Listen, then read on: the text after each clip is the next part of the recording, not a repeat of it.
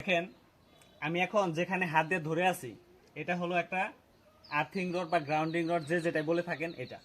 এখন এটার কাজটা আসলে কি, যদি এটার কাজই না জানেন তাহলে এটা স্থাপন করেও কোনো লাভ নাই, আর স্থাপন না করলেও কোনো লাভ নাই। এটার কাজ হচ্ছে যেমন এটা আমরা যে সোর্স সাইটে লাগানো, এখন এটা সঠিকভাবে লাগানো না, এই জন্য আসলে কাজ বলতেছি আপনাদের।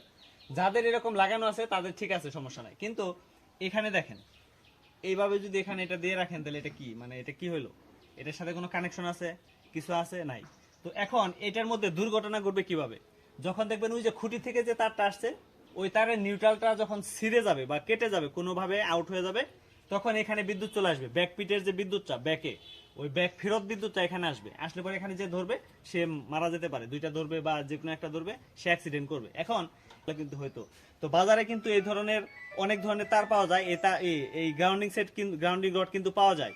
এই গ্রাউন্ডিং রডগুলি বাজার থেকে সুন্দর মতো কিনে নিয়ে এসে তারপরে করবেন। কারণ এই যে দেখেন কত টাকার বিল্ডিং, দালান খরচ তো হয়েছে অনেক, 500 টাকা 600 টাকার একটা খরচের জন্য কেন আপনি ঝুঁকিতে থাকবেন। অবশ্যই এই গ্রাউন্ডিং রডটি পরিবর্তন করে নতুন করে একটা স্থাপন করবেন। যাদের এরকমটা আছে, যাদের এরকম নাগাল দিচ্ছে না, তারা বড় দেখে অবশ্যই কিনবেন, তা না হলে কিন্তু যে কোনো মুহূর্তে বিপদে পড়তে পারেন।